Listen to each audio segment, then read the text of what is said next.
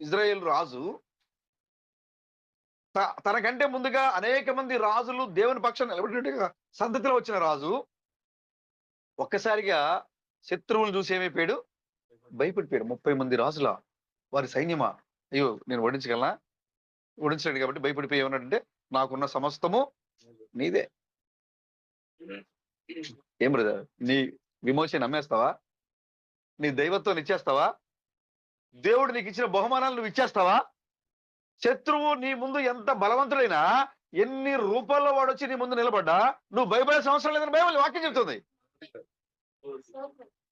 ఆహాబు ధర్మశాస్త్రాన్ని చదివి ఒక విద్యార్థి అయ్యుండి, భూమికి ఆకాశానికి సృష్టికర్త అయినట్టుగా యెహోవాను ఆరాధించే భక్తుడై ఉండి, శత్రువు సైన్యములు వచ్చి ఎదురుగా నిలబడి ఉంటే, నా వెండి నీదే, నా బంగారం నీదే, నా భార్యలు నీదే, నీ వాళ్ళే, నా పిల్లలు కూడా నీ బిడ్డ. అంతేకాదు, నా సమస్తము